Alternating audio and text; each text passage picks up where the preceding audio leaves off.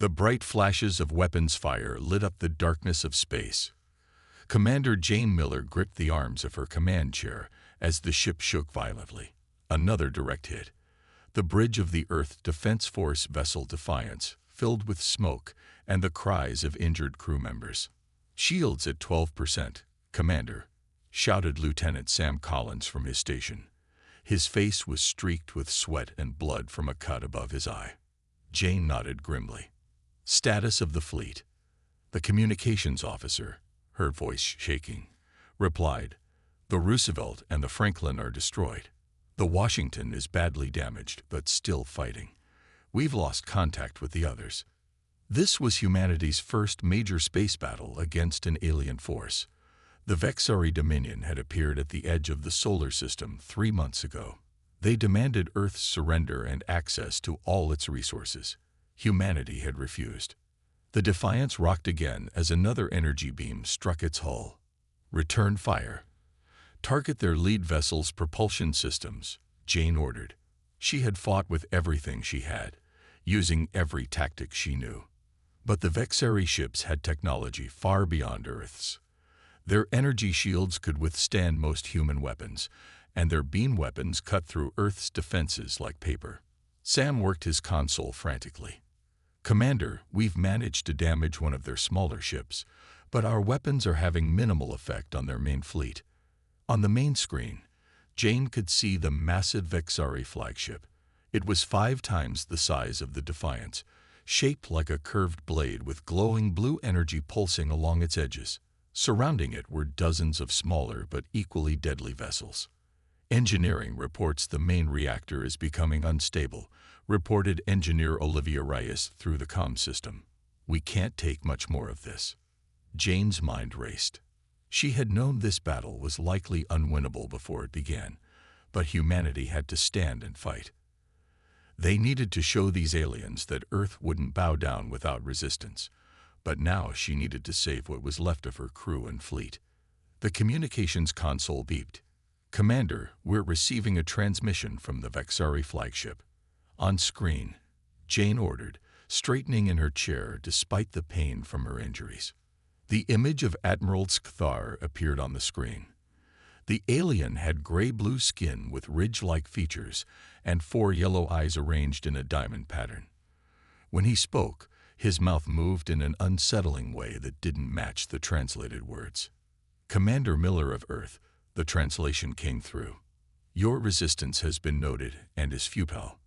Your weapons cannot harm us. Your shields cannot protect you. Surrender now, and we will allow your remaining crews to live as servants of the Dominion." Jane looked around at her bridge crew.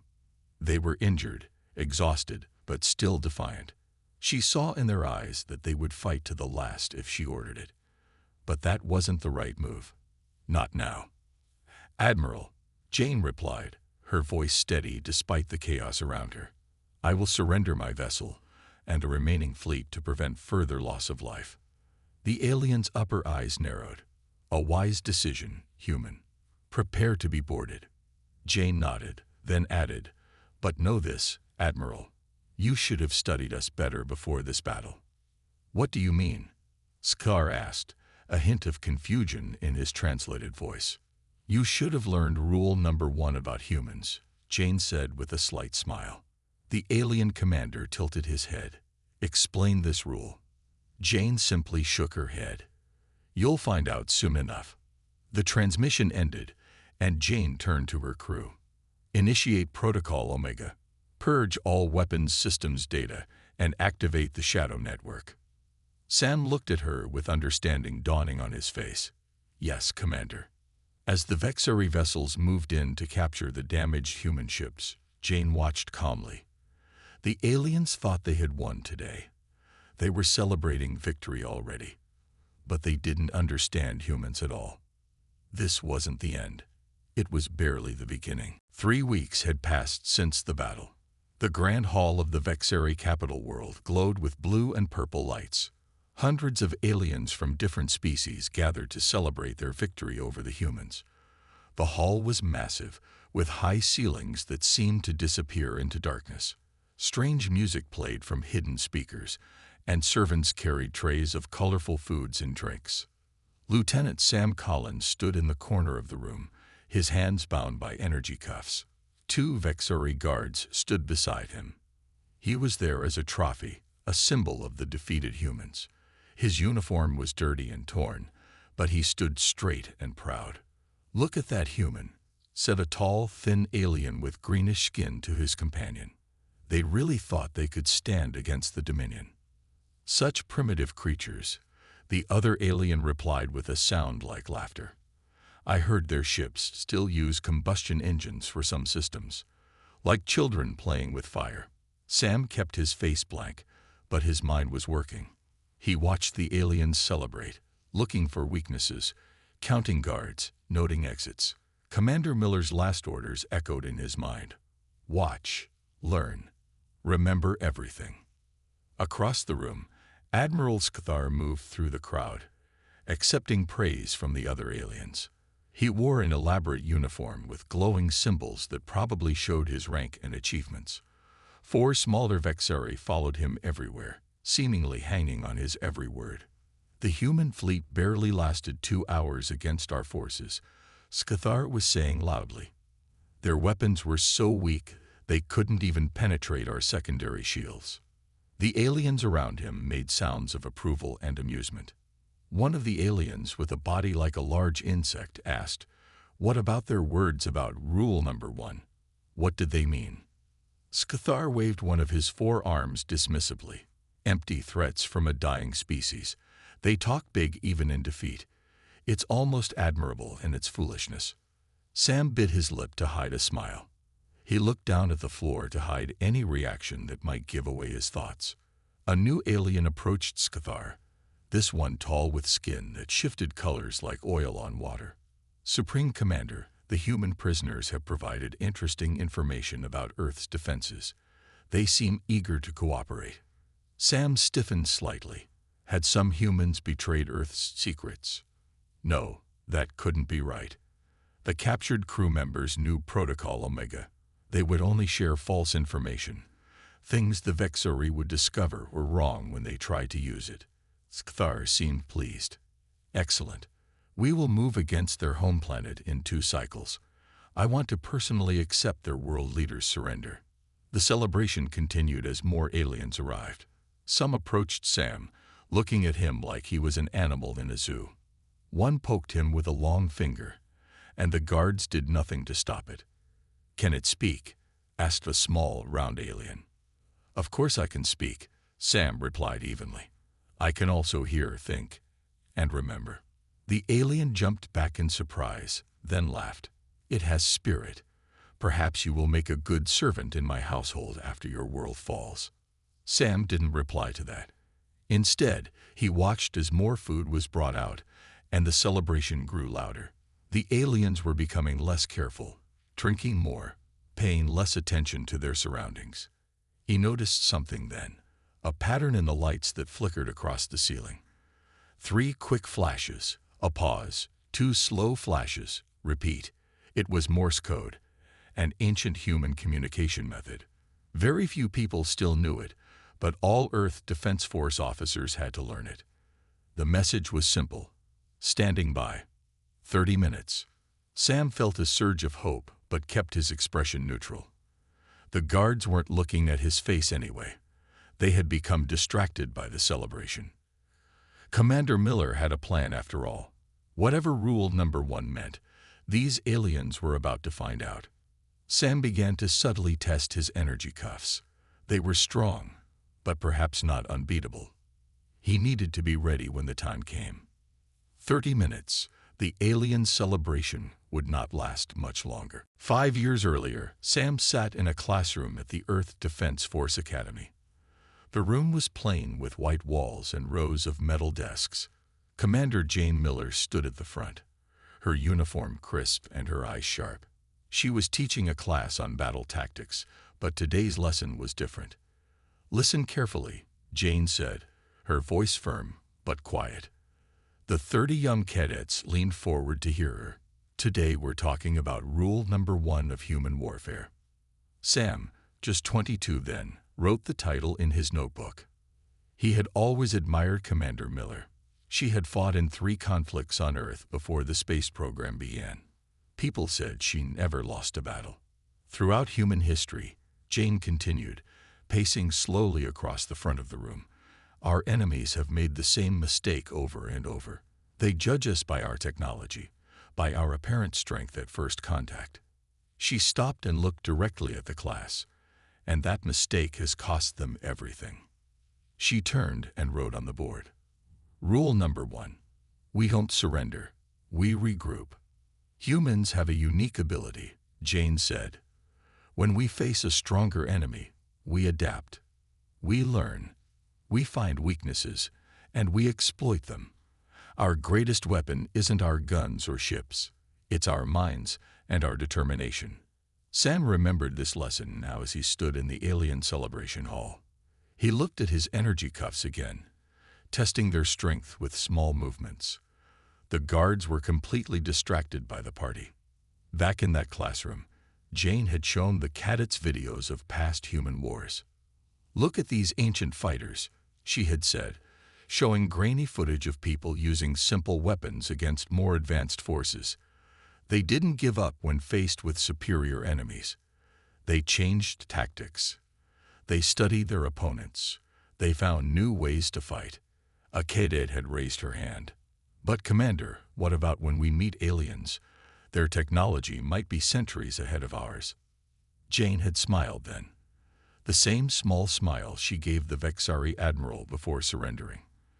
That's exactly when rule number 1 becomes most important. When we meet advanced aliens, they will underestimate us. They will think that their superior technology means certain victory. Sam closed his eyes briefly, remembering her next words. And that will be their downfall, Jane had said. Because humans don't just fight with the weapons we have. We fight with the weapons we can create after studying our enemies. The class had another question. Is that why we have Protocol Omega? Yes, Jane had replied. If we ever face defeat in space, Protocol Omega activates our shadow network.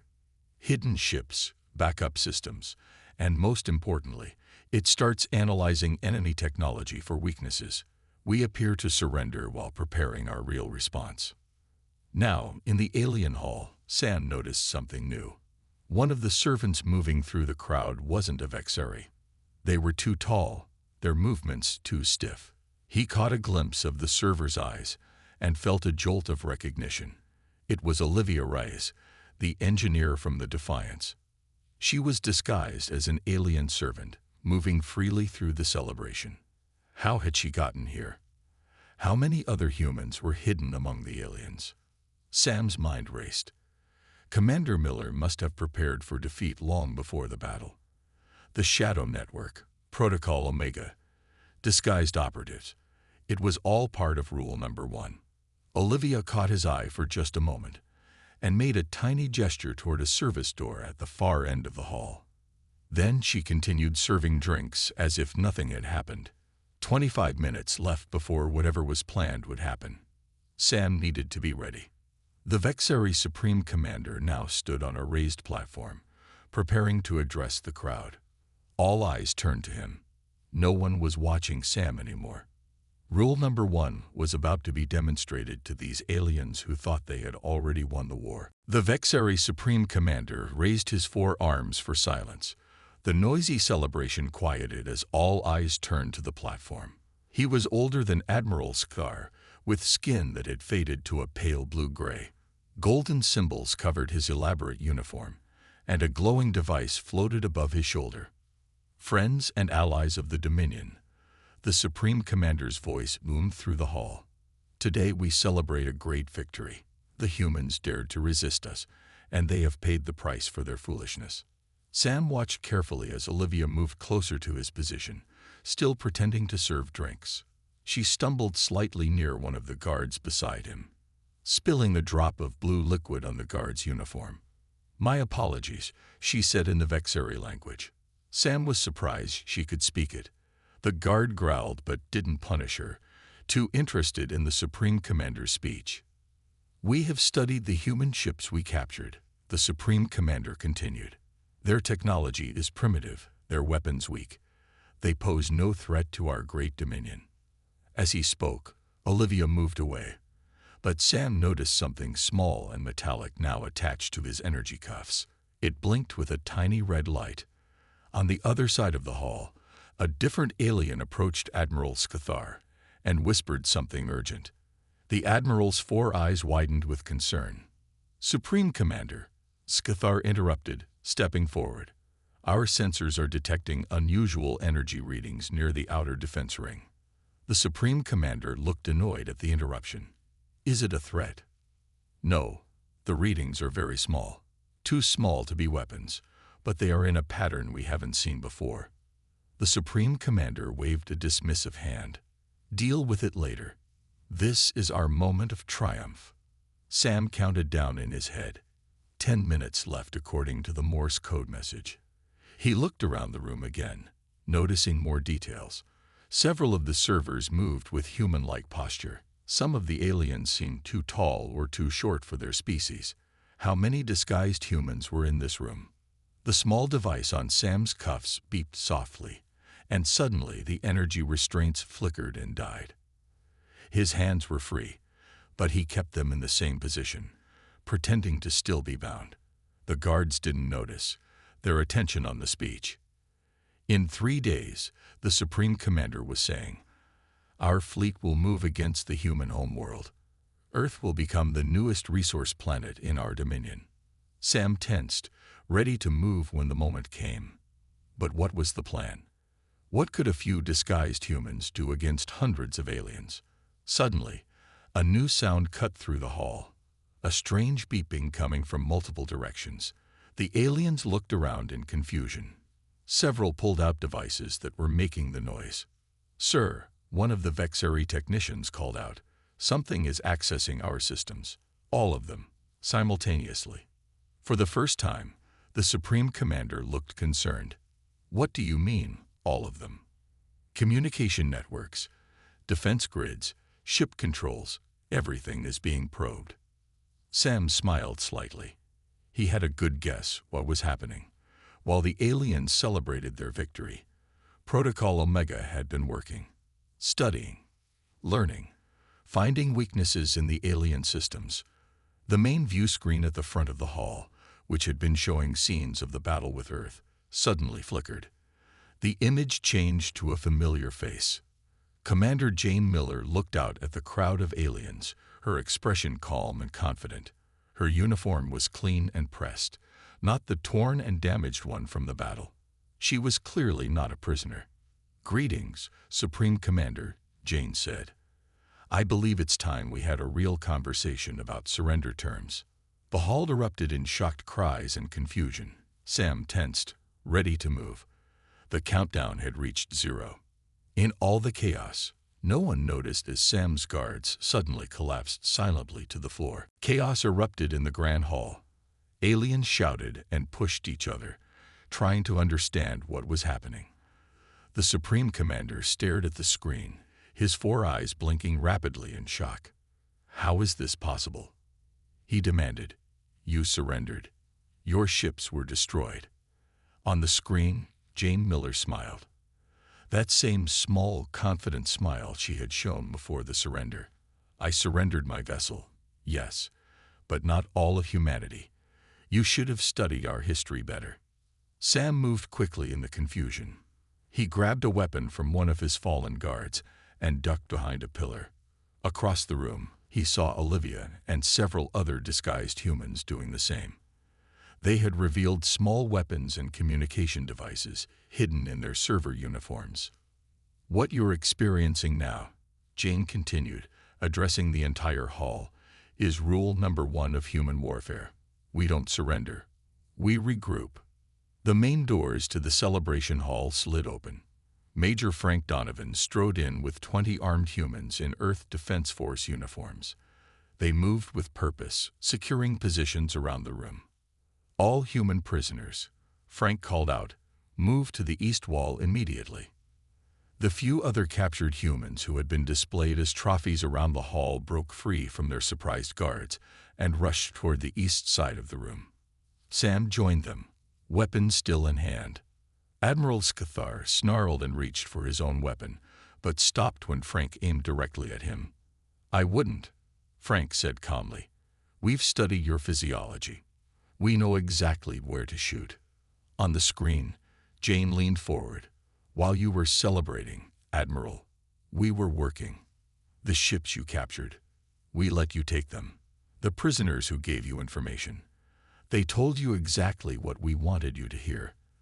The defense plans they shared, all false." The Supreme Commander found his voice. "This is impossible. Our scans showed no other human ships in this sector." "True," Jane nodded, "because we weren't in this sector until an hour ago. We've been analyzing your technology for 3 weeks. Your sensors can't detect our new drive signatures because you thought we didn't know how to hide them." Sam watched as realization dawned on the aliens' faces. Their celebration had turned into a trap. "Outside this building," Jane continued, "our ships are currently in position above every major Vexari city. We could strike now, but that's not our way. Unlike you, we don't believe victory means destruction." The aliens looked at each other in confusion. This was not how warfare worked in their experience. Victors took everything. That was the way of the Dominion. "Here's what will happen now," Jane said firmly. "You will release all human prisoners. You will withdraw your forces from our solar system. And then we will talk, as equals, not as conqueror and conquered." Admiral Scathar stepped forward. "And if we refuse?" In answer, the lights in the hall flickered. Throughout the city, power systems surged and failed in a carefully orchestrated pattern. "We now control your defense grid," Jane said simply. That was just a demonstration. Sam moved to stand beside Frank. "Sir," he said quietly, "looks like Commander Miller's plan worked perfectly." Frank nodded. "She spent years preparing for first contact. She always said if aliens existed, we needed to be ready for both peace and war." On the screen, Jane was addressing the Supreme Commander directly. "You thought our technology was primitive, but you didn't look closely enough. Humans don't build weapons we don't need. We don't show our full capabilities until necessary. That's part of rule number 1. For the first time, the Supreme Commander looked uncertain. His society had always judged others by their visible technology and military might. The idea that humans had hidden their true capabilities was foreign to him. "Contact your ships," Jane instructed. "Verify what I'm telling you. Then we can begin real negotiations." The aliens were learning an important lesson about humanity. Victory celebrations were premature when dealing with a species that lived by rule number 1. An hour later, Sam stood on the bridge of a human ship that had remained hidden until now. Through the main window, he could see the Vexari capital city stretching out below. The curved buildings glowed with blue and purple lights against the night sky. It was beautiful in its alien way. "Status report," Jane Miller said as she entered the bridge. She looked tired but satisfied. Sam turned to face her. "All human prisoners have been recovered, Commander. No casualties on our side." Jane nodded. "And the Vexari?" "The Supreme Commander has ordered their fleet to stand down. They're confused and angry, but they're following orders for now." Around them, the bridge crew worked at their stations. These weren't the same stations as on the Defiance. This ship, the Resilience, had been built in secret. Its technology combined human innovation with what they had learned from studying alien transmissions over the past 5 years. "Commander," Sam said quietly, "may I ask how you pulled this off? Even knowing about Protocol Omega, I never imagined this level of preparation." Jane gestured for Sam to follow her to a small meeting room off the main bridge. Inside, screens showed various locations around the Vexari world. Some displayed human teams securing important areas, while others showed alien leaders in heated discussions. 5 years ago, Jane explained, we detected the first Vexari transmissions. They were faint, but our deep space arrays picked them up. Most people thought they were just random signals, but a few of us recognized them as artificial. She tapped a screen, and it showed images of Earth facilities hidden underground and in remote locations. We began preparing immediately, Jane continued, building ships with experimental technology, training teams for first contact, both peaceful and hostile scenarios. But we kept it quiet. The public only knew about our regular space program. Sam understood now. So when the Vexari arrived and demanded our surrender, we already knew who they were. Jane finished for him. We had been studying their language, their technology, their tactics, everything we could learn from their transmissions. But we needed them to think we were less advanced than we actually are. On one of the screens, engineer Olivia Rice was working with a team, attaching devices to a Vexari power core. "What's Olivia doing?" Sam asked. "Installing fail-safes," Jane explained. "If the Vexari try to reactivate their weapons, we can shut them down. But more importantly, she's gathering data on their power systems. The more we understand them, the better we can communicate as equals." Sam nodded slowly. "So the battle 3 weeks ago was partly real, partly stage," Jane admitted. "We needed to lose in a way that would make the Vexari overconfident. The Defiance and the other ships in that battle were older models with limited capabilities. Our best ships and crews were held in reserve, hidden from their scans." A communication alert sounded. Olivia's face appeared on one of the screens. "Commander, we've finished analyzing their main defense network," she reported. "It's impressive technology, but their security protocols have a fundamental flaw. They never expected anyone to access their systems from the inside." Jane smiled. "Good work, Olivia. Keep me updated." After the call ended, Sam asked the question that had been bothering him. "Commander, why not just destroy their fleet when we had the chance? They were going to invade Earth." Jane looked at him seriously. "Because that's not rule number 1, Sam. We don't surrender, yes. We regroup and fight back, yes. But we don't destroy when we can coexist. Humans have made that mistake too many times in our own history." She pointed to another screen showing Admiral Skar being escorted to a meeting room. "It's time for the real victory, Lieutenant. Not destroying an enemy, but turning them into a potential ally. The Admiral has requested a private meeting to discuss terms." Sam understood. This was the true strength of humanity. Not just the ability to fight back when pushed, but the wisdom to seek peace from a position of strength. "I think the Admiral is about to get a full education on rule number 1, he said. 1 month later, Jane Miller stood beside Admiral Skthar in a large meeting hall on neutral ground, a space station orbiting between Earth and Vexari territories. The room was filled with representatives from both species. Humans in their blue and gray uniforms sat across from Vexari in their glowing ceremonial garments. "This treaty marks a new beginning," Jane said, addressing the gathered officials. "Not as enemies, not as conqueror and conquered, but as two species with much to learn from each other." Admiral Skar, who had once been so certain of victory over the humans, now looked at Jane with newfound respect. The past month had changed everything for the Vexari. Their most basic beliefs about warfare and diplomacy had been challenged. "The Dominion has existed for 1,000 years, Skthar said, his voice translated for all to hear. "In that time, we have encountered 47 other species. None have ever turned defeat into opportunity as the humans have done. It is educational." Sam Collins stood at attention near the wall, watching the proceedings. Beside him, Olivia Rice fidgeted slightly with excitement. Their work had helped make this day possible. "The treaty has 3 main points," Jane continued. "First, recognition of Earth's sovereignty and all human colonies. Second, open trade between our peoples. And third, mutual defense against common threats." The Supreme Commander, who had reluctantly approved these negotiations, spoke up from his seat.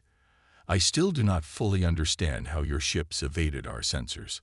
Our technology should have detected them." Jane smiled. "That's part of what we offer in this alliance. Humans look at problems differently. Where the Vexari build bigger, more powerful systems, we sometimes find unexpected ways to work around existing ones. Together, we can be stronger than either of us alone. As the formal treaty signing began, Sam whispered to Olivia, "Did you ever think we'd end up here when we were hiding among their servers at that celebration?" Olivia shook her head. "Never. I was just hoping we'd all get out alive. But the commander always sees the bigger picture." After the ceremony, many smaller groups formed as humans and Vexarid began more personal conversations. Some looked at technical diagrams together, while others compared cultural notes. The atmosphere was cautious but hopeful. Jane found herself approached by a young Vexari, one who had been present at the victory celebration, but had not spoken. "Commander Miller," the young alien said hesitantly, "my name is Tivil. I am a student of warfare. I wish to understand this rule number 1 better. It seems to contain wisdom beyond simple battle tactics." Jane considered the question carefully. "Rule number 1 isn't really about warfare at all, Tivil. It's about human nature. Throughout our history, we've faced challenges that seemed impossible. Natural disasters, diseases, stronger enemies. But humans don't accept defeat as final. We learn, we adapt. We find new paths forward." The young Vexari's 4 eyes blinked in what Jane had come to recognize as deep thought. "This is why you did not destroy our cities when you had the chance," Tuval said. "You were already thinking of the next step." Jane nodded. "Exactly. Victory isn't about destruction. It's about creating a better situation than the one you started with." Across the room, Sam watched as Jane continued explaining human philosophy to the interested Vexari. He smiled, thinking about how far they had come. From apparent defeat to a treaty that respected both species. Major Frank Donovan joined him. "Quite a turnaround, isn't it, Lieutenant?" "Yes, sir," Sam agreed. "I think the Vexari are still trying to process what happened." Frank chuckled. "A celebrated too early. Classic mistake." As the gathering continued, Jane looked out the viewport at the stars beyond. The Resilience and other human ships floated peacefully alongside Vexari vessels. Just weeks ago, they had been enemies. Now they were taking the first careful steps toward becoming allies. Rule number 1 had served humanity well, not just as a principle of warfare, but as a philosophy for life itself.